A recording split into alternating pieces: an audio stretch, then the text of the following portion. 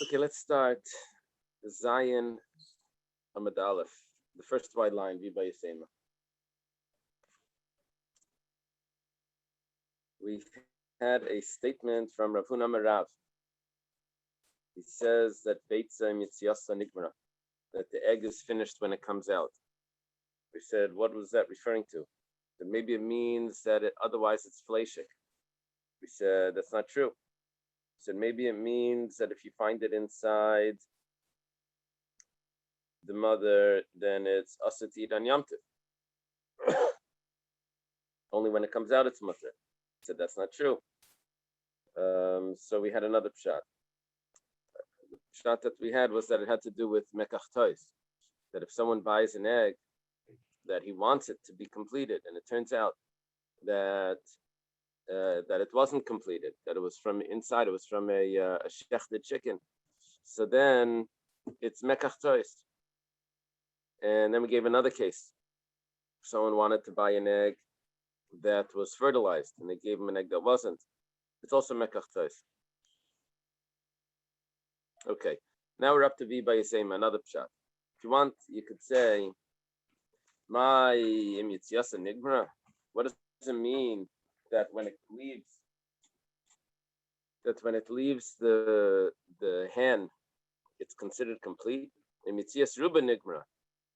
When it's majority out, it doesn't mean when it's fully out. Well, what's the chiddush of that? Rabbi Yochanan said, Beitza shiatza ruba me'er yamta v'chazra muter slach la b'yamta. If an egg was laid on erev yamta, but somehow with some sort of the muscle spasms, it ends up going back inside. So then it went out before Yom Tov, goes back inside, and it comes out again on Yom Tov. It's considered late already, if the majority was out before Yom Tov. The Ikad Amar, and there are those that say this differently. Ikad Amar Mayim Mitzias Enigma Mitzias Kula Nigma. The Mitzias Kula in Avol Rubalai, that it has to be entirely late before Yom Tov. Not, we don't have this heter of Rabbi Yochanan, that the majority is good enough. You don't have this heter. So, Ula Fukim with Rabbi Yochanan, and it's coming to exclude what Rabbi Yochanan says. So we have two new pshatim, or two possibilities, what it means in Yitzias Nigmara, that statement from Rabbi Yehuda Marav. Either it means that it has to be fully laid before Yom Tov, or it means that even if it's majority laid, that's good enough.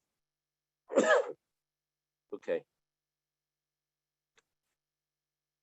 After quoting Rav Huna Marav, we had a discussion because we tried to interpret it that it means that you're allowed to eat it with milk. You're allowed to eat this egg with milk. So in that discussion, we quoted this brisa.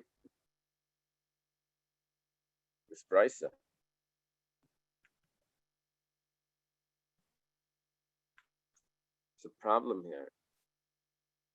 Why is it saying gufa? Should be Amar Mar. The brisa usually gets an Amar Mar.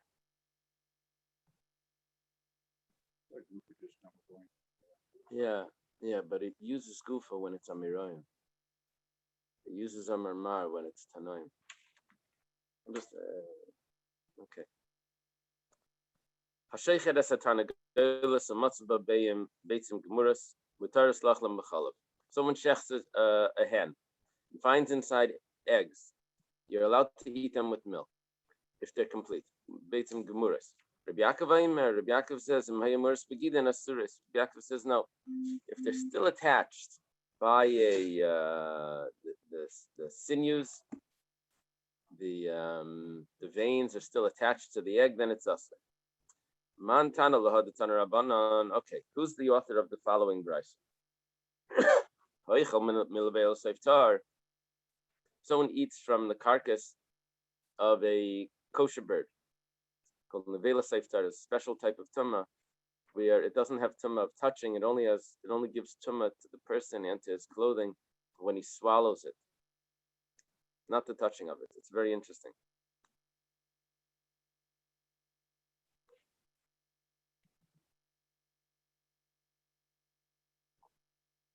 What we're doing here is we're comparing the development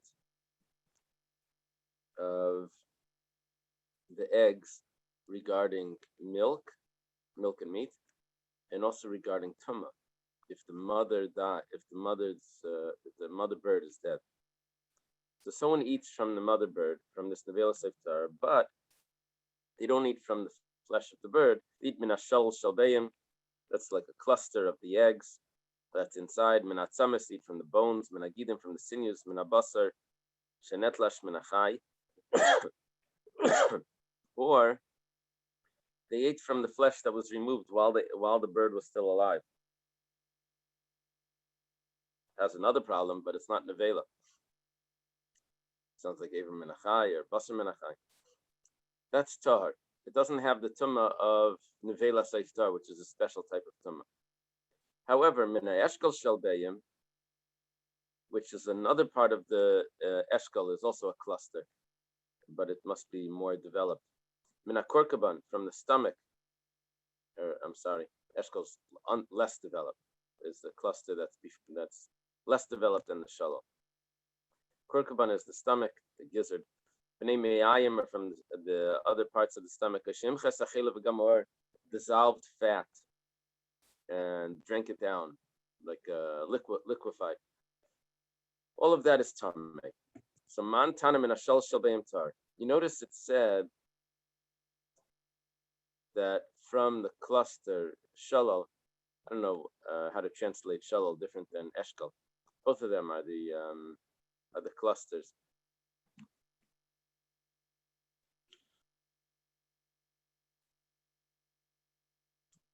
Who's the one that said that if he eats from the shal shalbeim, it's not considered part of the bird? And he's tar.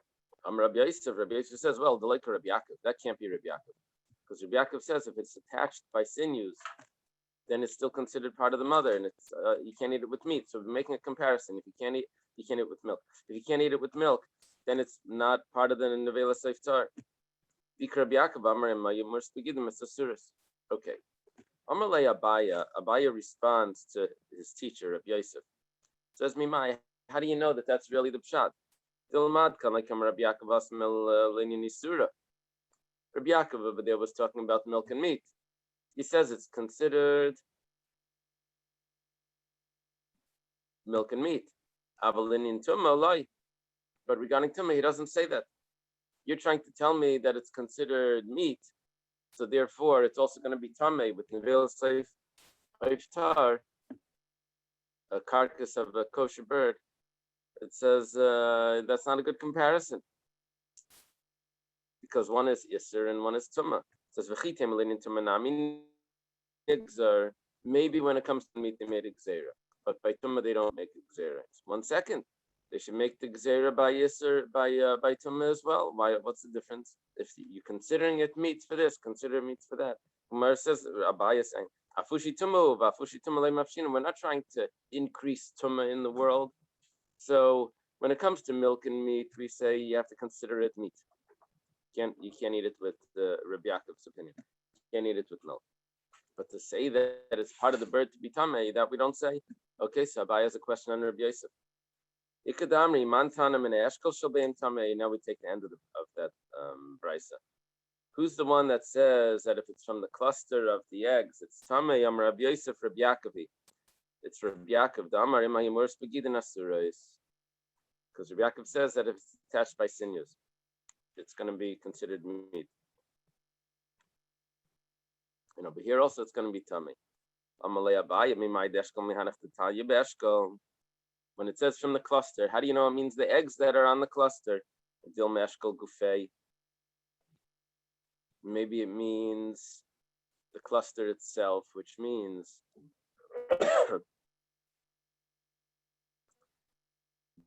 the place where the eggs are attached to.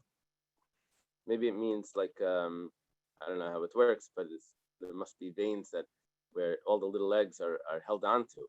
How do you know it means the eggs that are on the cluster? Maybe it means that the where it's being held to. And if that's the case, so for sure it's tamei. If you're going to say, well, it must mean the eggs. Otherwise, what's the chiddush? You're eating part of the animal, part of the nevela. It says, well,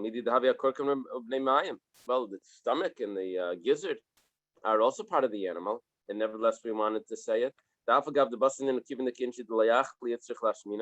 Since some people don't eat the stomach, the Gemara says something like it's not a human food. So we wanted to say that nevertheless it's conceived makes him tummy. So also over here, we want to say since people don't eat that cluster, so it wants to tell me that it still nevertheless gives off tummy.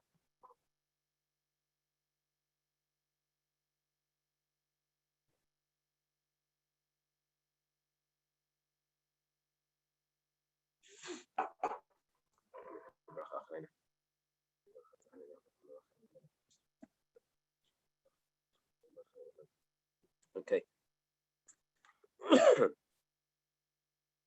So we had two ways, two parts of the Bryce that we quoted. One of them was like Rabbi Yaakov, and one was not like Rabbi Yaakov. And Abaye says there's no raya for either of them, that it's like or not like. We turn around and we have a Bryce that says like this: Kol shetashmish bayom. Any animal that has intercourse during the day, that has relations during the day, noilad bayom. If that's the case, then the offspring is also born by day. Kol shetashmisha belayla. If the relations are at night, the noilad belayla, then the offspring is born at night. Kol shetashmisha bein bayom bein belayla. Anyone that has relations by day and by night, or by night, noilad bein bayom bein belayla, could be born by day or by night.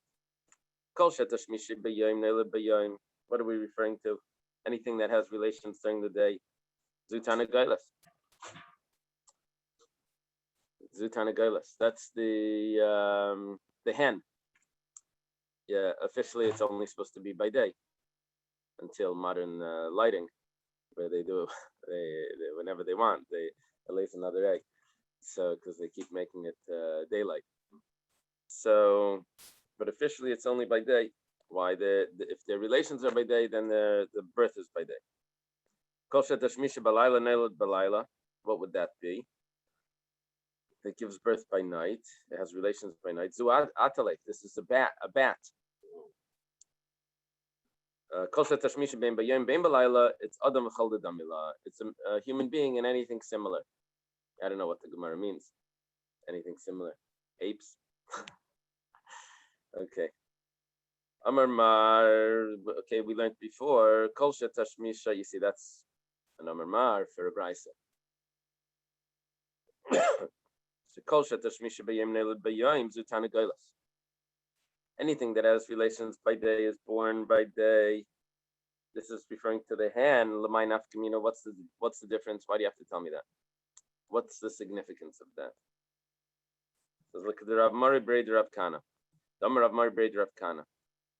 It comes to teach us something that Rav Mari said. Rav Mari, the son of Rav Kana, said. He says like this: if he checks a nest, a chicken nest, coop, me'erev yamtiv, he checked it before yamtiv, and it's empty. There's nothing there. Following morning, he comes there very early.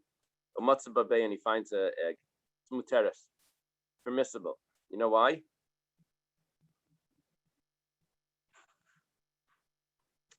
Because it couldn't have been laid by night. Because chickens don't lay eggs by night. So it's a very strong proof. So the Gemara says, 1 second, Vale Badak. But he checked there the evening before, and there were no eggs there. It says, Imale Badak Yafa Yafa. He didn't check well enough. Not always easy to see. And the straw falls in. And even if he did check well, we could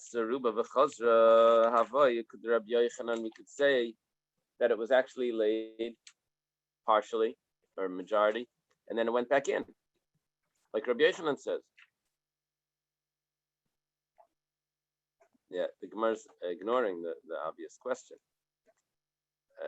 If it's laid once and goes back in, will it lay a second time? Will it then come out by night? Is that considered a rebirth? Apparently not. Apparently it doesn't matter. Once it's laid once, I guess that's what Rabbi Yochanan is saying. That if the egg was laid, the majority came out, and then somehow with these muscle spasms, it goes back in, and then it comes out later on Yom Tov. So we say that it was laid already before by day. You checked right before Yom Tov, and there was nothing there. Fine, but it was so how to get there in the mic? Chickens don't lay eggs at night, so it had to be it was laid before. Eini, is that really so? Rabbi Yossi ben Shol, Amarav. We have a statement from Rabbi Yossi ben Shol in the name of Rav, exactly the opposite of what we just said. Beitza. He checks the coop right before Yom Tov. He doesn't find an egg there. And in the morning, he goes very early and he finds an egg. Instead of saying muteres, it says asura. It's prohibited. Exactly the opposite. The Gemara answers, Hasam b'desafna me'ara. Over there, you can't tell. You can't make this distinction. How did we get that it will only lay an egg by day? He said, well, anything that has relations by day will give birth by day. Turns out this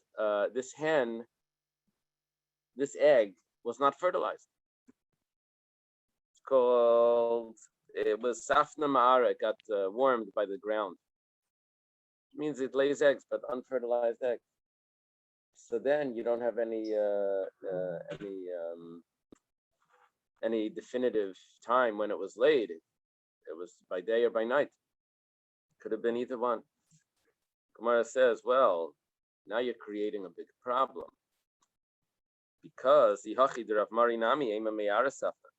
So how do you get the statement from Rav Mari in the name of Rav Kana? He says that it was permissible if you check in the morning and there were no eggs there. I'm sorry, you checked in the evening and there were no eggs. You come in the morning and there's an egg. So we said that it couldn't have been laid by night. It must have been there before and you didn't check well. 1 second. Maybe it was laid by night because it wasn't fertilized. My answer is bidika zachabada. No, in Rav Mari's chicken coop, there's a male, there's a rooster. Bidika zachanami emamara safna. Well, so what? Just because there's a rooster doesn't mean that it's fertilized. Yes, it does. If there's a rooster there, then all the eggs are fertilized. So, Viad Kama, how far? What's the vicinity of the rooster? Rav Gamda, Mishmei Rav. Rav Gamda says in the name of Rav, Kol Heicha. On the side it says Rava. Kol Heicha Deshama Kala Biyamama. Anywhere where you can hear the rooster by day. So that's considered in its vicinity. If you can hear the rooster, then the rooster's for sure going to fertilize all the eggs in that area, and then that restricts them to being laid only by day, not by night. Okay. Avad Rav Mari Uvda Ad Shitin Batu. Rav Mari actually, this is Rav Mari, the author of the statement. Rav Mari Breder Rav Kana. Rav Mari actually he paskin like this, 60 houses away. What does that mean? He checked there of Yom Tov. There was no eggs there. In the morning they checked and they found an egg. He said it's no problem, you can eat it. You checked before Yom Tov and there was nothing there. Must have been laid by night, which that means that it's egg that was laid on Yom Tov. He says no, it doesn't lay by night. It says yeah, but there's no rooster here. It doesn't matter. There's a rooster 60 houses away. That's close enough. The Iyakanara Layavra, but if there would be a river, it won't pass over the river. The rooster. Mabra Avra. If there is a bridge, then it will pass over. Metzra. Metzra is a rope with a bridge, with a bridge with like a thing underneath. So when you walk, you have to hold on to the rope as you walk. It's not a real bridge. So, v'yeka metzra lay avra, haviyuv devavra metzra. But there was a story where it did go over the metzra. Okay.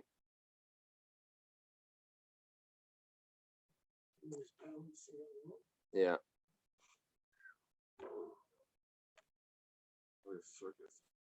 Yeah, it was from the circus. But Mayu Kimta, what did you say over here? You said that it's talking about, when did you say that it's Asa? You said B'desafna Ma'ara. You said that's because there was no rooster there to fertilize the eggs. My area, Badak, so why are you telling me that you checked before? And you saw that there was nothing there. And then in the morning, you check again, and it's Aser. You see, if you're telling me that it's Mutter, I understand why you started off the story with saying that you checked. But if you're telling me that it's Aser, so you don't have to tell me that you checked. I mean, even if you didn't check, it would be Aser. Aser is always Aser. Because could be it was laid by night because it's an unfertilized egg. My area badak nami. Aser would be Aser even if you didn't check before. The checking before is what would make it mutter. Would be a chiddush. The checking before would be a chiddush when it's mutter. That even though you checked, there was nothing there, but nevertheless, in the morning when you find the egg, you say it's mutter anyway, even though you checked. But to tell me that it's Aser, let's say you didn't check. Could be it was there before Yom Tov. But maybe not. Maybe it came at night. Because Safna Mara, it's unfertilized. So the Gemara says, came 1 second. If you didn't check, then could be it was late yesterday. So then it's mutter.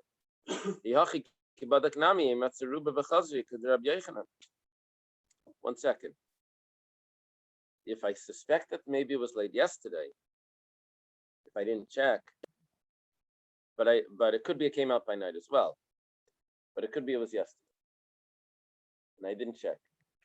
So I would have said that it came out yesterday and it's kosher. It would be a suffix and it would be kosher. Now, I would be kosher. I would be allowed to eat it on Yom Tov. Now the problem now is that even if I did check, why are you telling me that it's Aser? Remember Rabbi Yochanan? He says that if the egg is partially laid, and then goes back in, and then comes back out, says the first time that it went out was considered the real birth. So if that's the case, then even if you checked, you don't find anything. And then you check in the morning and it's there, maybe it was laid before Yom Tov, went back in and went back out. And why are you telling me that it's Aser? Could be that it like Rabbi Yochanan's story. Gemara says to Rabbi Yochanan Leishleach. That's so uncommon that we're not going to put that into the equation. From Rabbi Yossi ben Shalom Rav, okay, fine. We have another statement from Rabbi Yossi ben Shalom Rav, not related, but just Rabbi Yossi ben Shal said this. To be quoted. Hai tuma shrika. What's tuma? Shum. Shum. Garlic. The tough. If it's crushed garlic, sakanta legluya. You can't eat it if it was left open overnight. Yeah, that's a problem. Crushed garlic. Plain crushed garlic. Is a problem. On peel, I think we're mocked with peeled garlic left overnight. You know, they sell like jarred peeled garlic. They probably add something to it. So it's not considered just. But peeled garlic, you're not supposed to eat like a peeled onion, right? Okay. If peeled onion, you can. No, if it's peeled. Excuse me. With the peel. With the peel is fine. Yeah. Because of something to do with snakes, or it could be some nowadays it could be a Kabbalistic reason. Okay, in the Mishnah we had 3 arguments between Beis Shammai and Beis Hillel. First one was the egg that was laid on Yom Tov. According to Beis Shammai, you're allowed to eat it. Second one is the 2 types of chametz. There's sa'ar, which is sourdough, the sourdough starter, And then there's chametz. Beishamai says that if it's sourdough starter, then it's a problem if it's a kazayas. But if it's actual chametz, it's only a problem. It's larger than a kazayas, the size of a date. And the Beis Hillel says both of them are kazayas. The Beis Hillel is more strict in this case. My tamar the Beis Shammai, the Gemara says, what's the reason for Beis Shammai? It says in Kein Lichtev Rachmana Chametz V'lei Beisar. If it wants to tell me that it's all the same size, so just write one of them. Just write chametz, and it doesn't have to tell me sarva. No, I would have said like this. Ma chametz. When it comes to regular leaven, on Pesach, shein chimutz kasha, it's not so sour. It's bikazayas. So sa'ar, shechimutz kasha lekolshkein, the sourdough starter, which is much stronger, for sure would be a kazayas. This is like concentrated chametz. So for sure it's a kazayas. Sa'ar the kasav rachman alamali. So why does it have to tell me sa'ar? Actually, the word sa'ar is sour. Why does it have to tell that to me? Loy malach shir silzel. Like a shir silzel wants to tell me that there's a different measurement for each one. Chametz is a kazayas, and sa'ar is a kazayas, and chametz is kakeseves, size of a large date. Okay, so that now we have a problem. Beis Hillel. What does Beis Hillel do? They say both of them as a kazayas. Why does it have to say both? So Beis Hillel says strichi. Di kasav rachmana sa'ar havaminim mishum dechimutz kasha. If it would have only said the sourdough starter, I would have thought, well, that's the only one that's usher, because that's very strict. Aval chametz tein chimutz kasha. But regular chametz leaven, it's not so strict. A malay would say there's no problem with it. It has to say that there's a problem with owning chametz.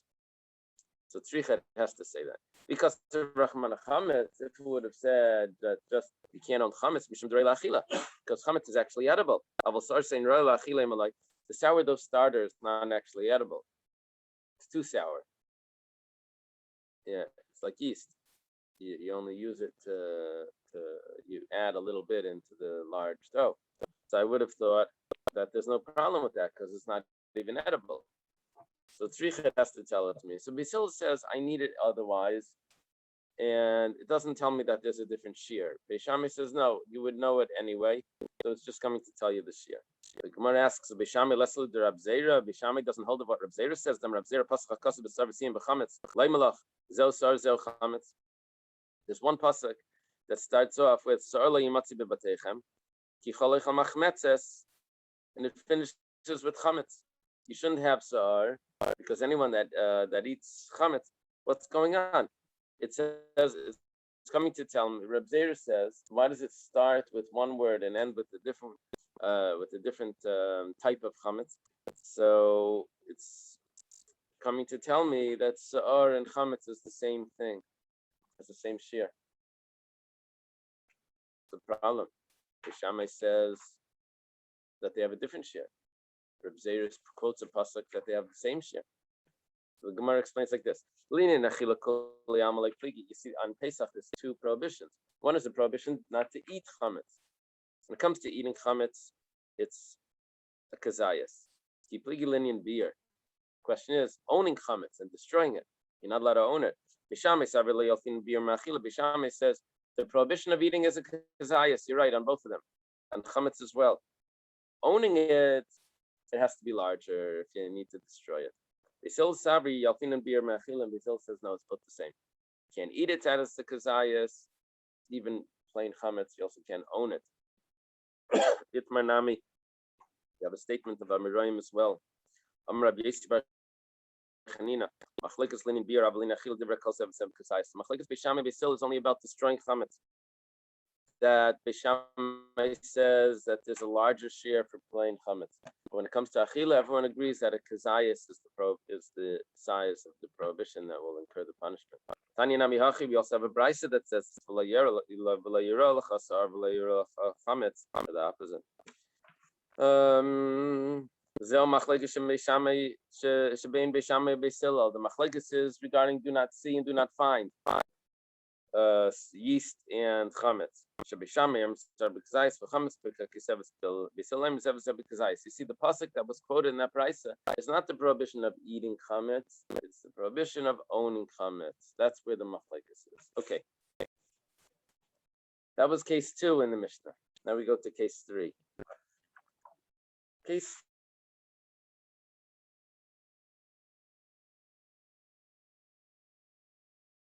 an animal that you blood after you shecht. So a regular animal, you don't have to cover the blood. Any domesticated animal, you only have to cover the blood of a bird or a wild animal.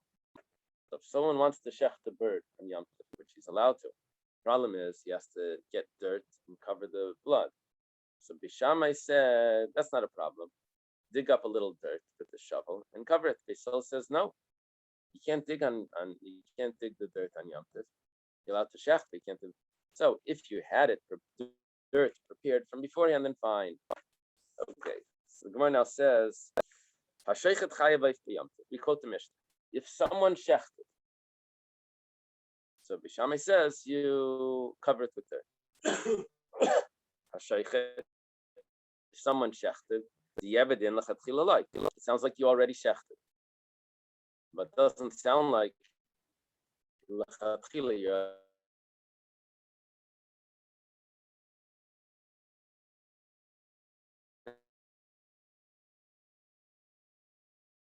on. It says Beisil says don't shecht. Well, don't shecht means that you didn't shecht, and you're telling the guy not to shecht, not that he shechted already. What does he do? So michlal, it must be the Tanakamas of Yishchet. If there's a machlekes here between Beisil and Beishamai, where Beisil says lechatchila don't shecht, Beishamai must be saying that lechatchila you can shecht. Then the word hashoichet is a little off. It should have said yishchet. The Gemara says halik kasha. That's not a problem. Lo yishchet v'yachasa kama. What Beisil really means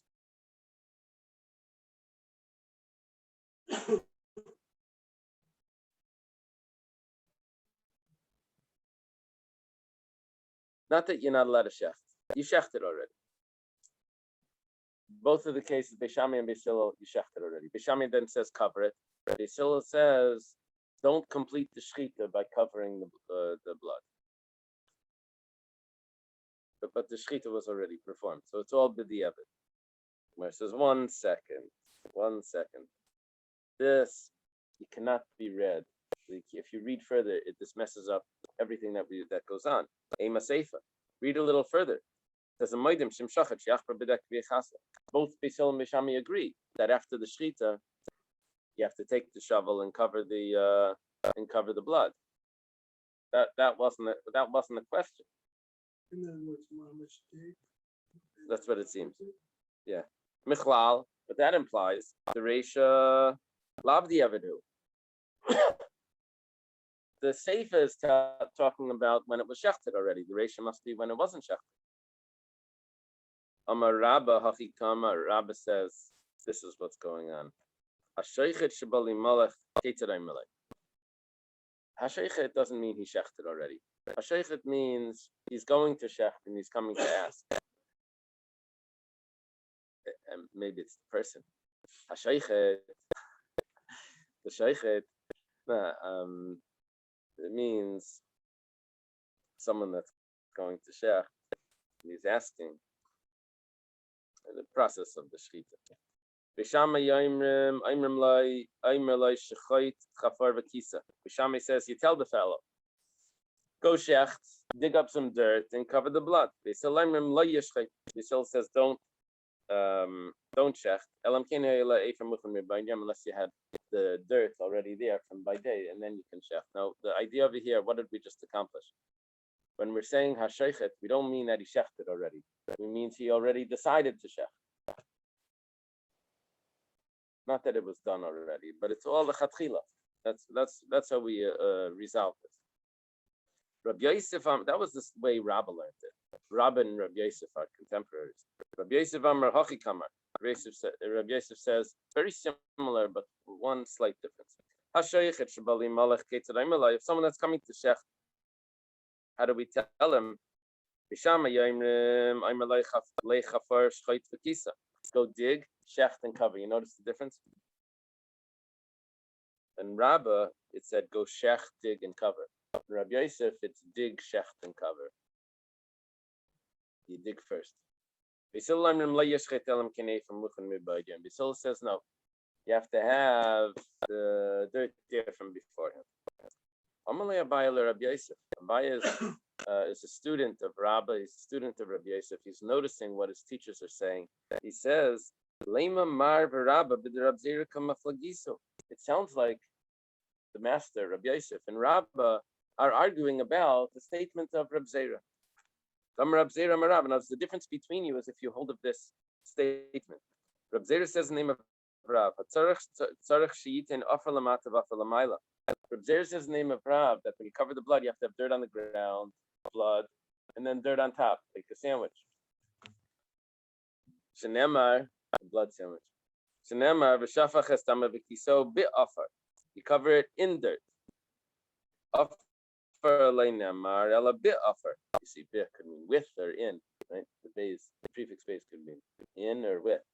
So Reb Zera's Marav is learning that it means in. This teaches us you have to put dirt below and dirt on top. You obviously hold of Reb Zera. That's why you said you should dig first, then shecht, and then cover. Because when you dig first, it means you're going to shecht over the dirt that's already dug up.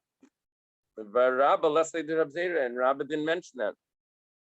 Always have dirt on the bottom. Has to be a special dirt. It can't just be, I don't know. It can just be a plastic bucket. Right. But it can't be that you're shefting over a plastic bucket and then you're putting dirt on top.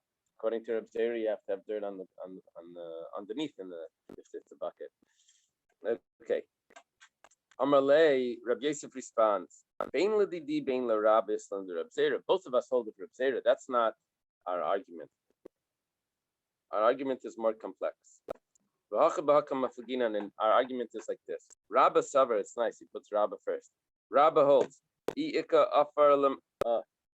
Rabbi Yosef was the one at the end of Saita that says, when it says over there that there's no one that's humble. Rabbi Yosef says, that's not true, I'm here, I'm humble. So here we have it. Puts Rabba first. That's what the Gemara explains Beis Hillel. They always said Beis Shammai's opinion first. Whenever they asked, it's well, Beis Shammai holds this, and we hold. Rabba Savar Ika for Lamata in Ilaylai. Rabba says that if the dirt was there already, then you can shecht.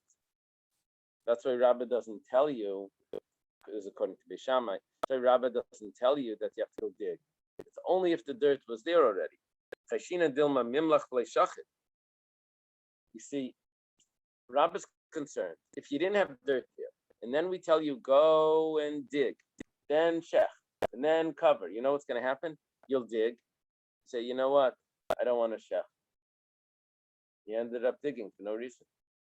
So Rabba says you can't do that. The dirt has to be there already. Then you can shech and cover. It's the shechting and covering that you can do on Yom Tov. But I hold. I don't know if the word other Rabba is there. Hadifa. You for sure should allow him, because if you're not going to allow him, then he's not going to have meat on Yom Tov, and we want him to have meat on Yom Tov. So he allows the digging. He's not concerned that maybe he's going to stop in middle and say, you know what, I'm not going to shech. We quote Mishnah. Everyone agrees that if you shechted already, then you go dig and you cover the blood. Amar Rav Zrika, Amar Rav Yehuda. Rav Zrika says the name of Rav Yehuda. It's not so simple to go dig. What it means is that the shovel was stuck in the ground already. So you're not really digging. You're not putting the shovel in the ground. It was already there. You're just pulling it out. When you take out that shovelful, the dirt is still in lumps. You have to crumble it up. In crumbling it, there's another malacha. It's an offshoot of grinding. You can't crumble that dirt. We're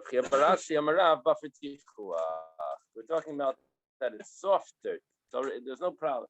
We made an assumption here, and then we had a question. That assumption was wrong. We're talking about that you have a shovel stuck in soft dirt. Mar says vakabed guma, but even just taking the dirt out is a problem because you're making a hole, and making a hole is building. That's part of the building a house, building the foundation, making a hole. Mar says kid Rababa, dam Rababa chayfer gum b'Shabbos vein tzarich alafer pater la. Rababa has a chiddush. He says if you make a hole on Shabbos, but you didn't need the hole, you only needed the dirt. So that's not considered. That's like a malacha. It's mekalkel. Let's put it like that. It's mekalkel. You're ruining. You're not actually fixing. You're not building. You're ruining, and that's not a malach. It's malach shein tzrich legufa. It's mekalkel. Places says malach shein tzrich legufa pater la. Problem is that it's pater avalas. It says simchas yom tov is mutter. Okay, whatever. So that's going to be our answer. Our answer is that it's soft dirt, and he doesn't obviously want the hole there, and that's why he would be allowed to dig it. The last words of the Mishnah was a little bit difficult to understand because it says everyone agrees that if he shechted already, that he's allowed to dig with the shovel and cover because the ashes of a kira are prepared. Kira is a type of oven. The oven ashes are prepared. Mar says, Efer Kira Mandocher Shmei.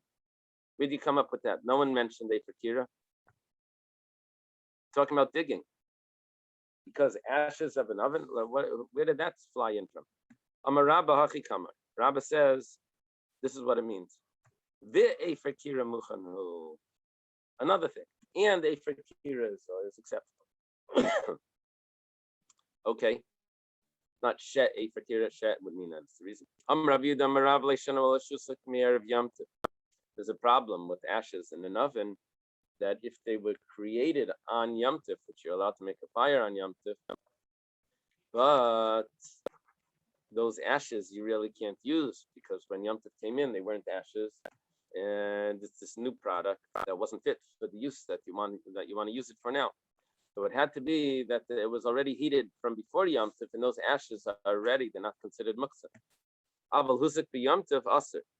But if it was lit on Yom Tov, you have ashes now from the wood on Yom Tov, the problem. And also, it has to be hot. You see, what's happening now is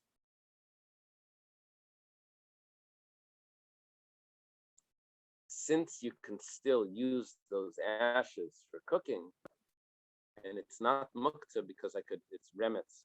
It's like hot ash. I could put an egg in it and it would roast the egg. So therefore, it's not muktzah for this. I can still use it for that. I can still use it. A very limited case of a scenario of when you're going to be allowed to use oven ashes to cover the blood of the bird. Tanya Nami Achi is also taught in the Beitza Daf. Shamrei for Kira Muchanu Layam Rel Shusik Mer Yom Tov Avlus B'Yom Tov Aser. From Rel Slay Beyam Mutter. Okay, you have a Beitza that says the same thing, that it had to have been lit before Yom Tov, and it's still hot. Hichnes Offer Leginasei Lechavasei Mutter Lechasis Bay. Someone collected dirt. He brings it into his garden or to his broken down house. You're allowed to use that dirt. He has a bag, a pile of dirt. The Amar Rav Yehuda, Machnesa the Malik Pasiyaf of Asabek called Sarkai. And Rav Yehuda says that even though dirt normally is muktzah, but you can designate dirt for all uses on Yom Tov. Take a pile of what type of use would you use dirt for? Well, if there was something on the ground that was smelly, some excrement of some sort, you could cover it on Yom Tov. And okay. Darash Marzutra Mishmeider Marzutra Rabba. Marzutra taught in the name of the great Marzutra. Yeah, I don't know the ins and outs of that.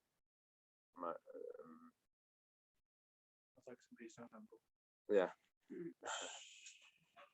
Well, this is like small and big. Yeah. This would only be if it's all put into one corner. You see, they would redo the floor. If it was if it was for the floor, then you can't use it. It had to be that it was designated in a corner, that it was there for use. Meisvei, the Gemara has a question, koi or kvi. Koi is not the Japanese fish. It's animal that we're not sure. It's a buffalo. Could be. If it's a wild animal or a domesticated animal.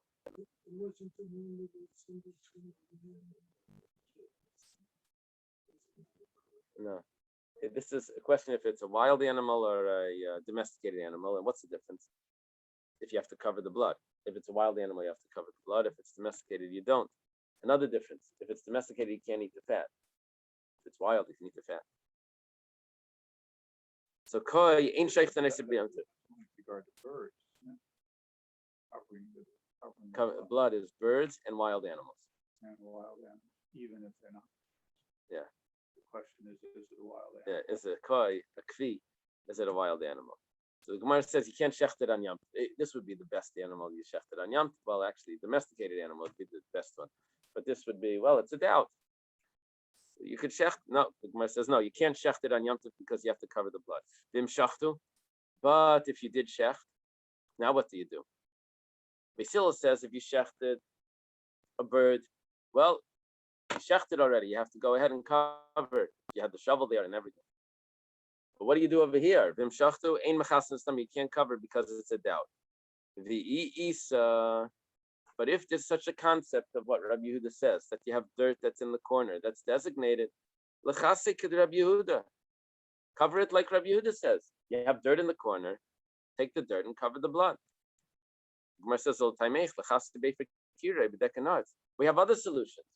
You have the shovel in the ground, you have the ash. Why don't you ask from that? Ella de Leslie, we're talking about a case where he doesn't have that.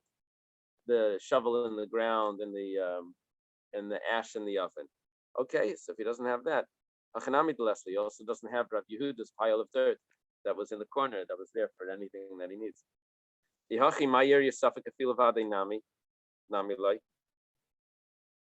So why are you telling me that you can't cover the dirt, you can't cover the blood of a kvi? Not just a kvi, it's any animal. Even if it's a vada, even if it's a bird, even if there's a chiyuv, a mamash chiyuv to cover the blood, you still can't because you don't have it prepared. Like does laimi bay kamer, laimi bay vada delay lishchay, aval safagay mishum simchas yom tov lishchay delay lechasei. What it means is like this. I know for sure a vada you shouldn't check a wild animal or a bird because you don't have the. But maybe over here it's a suffix. It's a suffix if you have to cover the blood. For simchas yom tov you should check, and we'll rely on the option that maybe it's not really a chiyuv to cover the blood.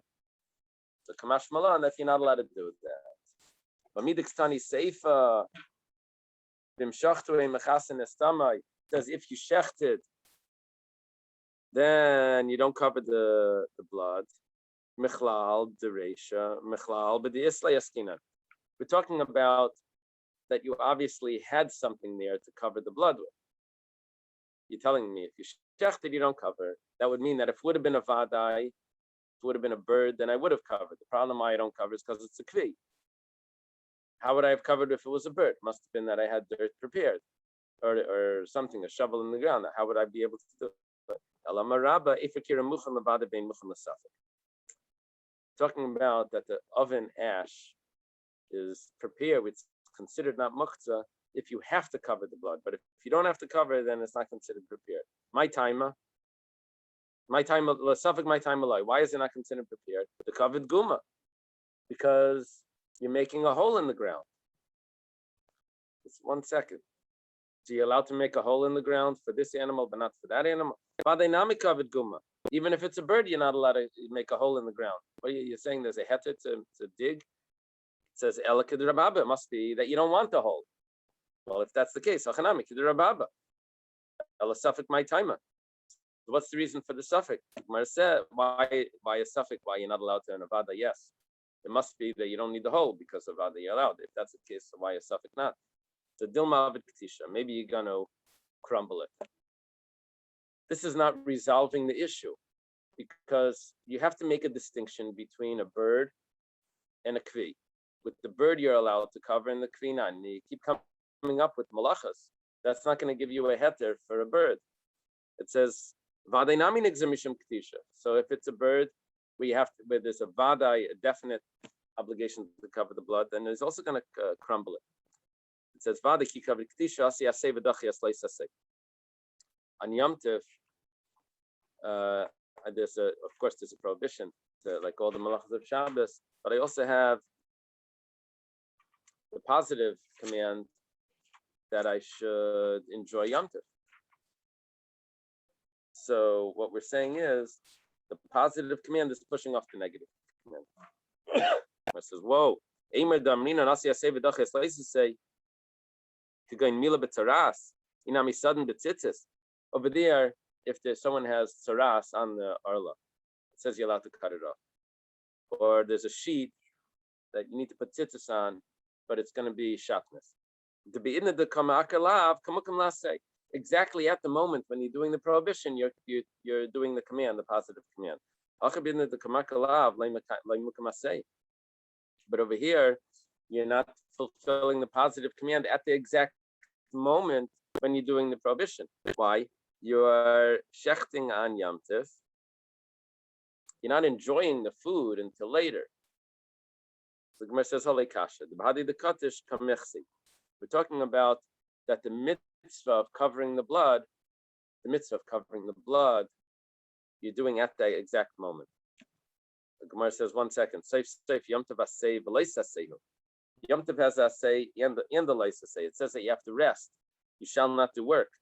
This whole discussion becomes a moot point because we can't have the positive command pushing off the negative command as well, the positive and negative of Yom Tov. So the Gemara says,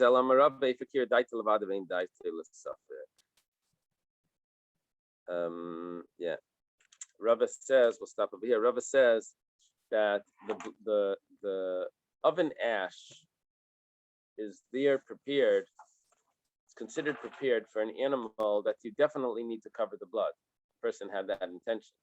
But if he doesn't need to definitely cover the blood, he never had intention that the oven ash should be prepared for that. So if it's not prepared for that, then it's considered muktzah. So on Yom Tov, you're only allowed to use something that would be definitely required. Okay. Which is not the fee.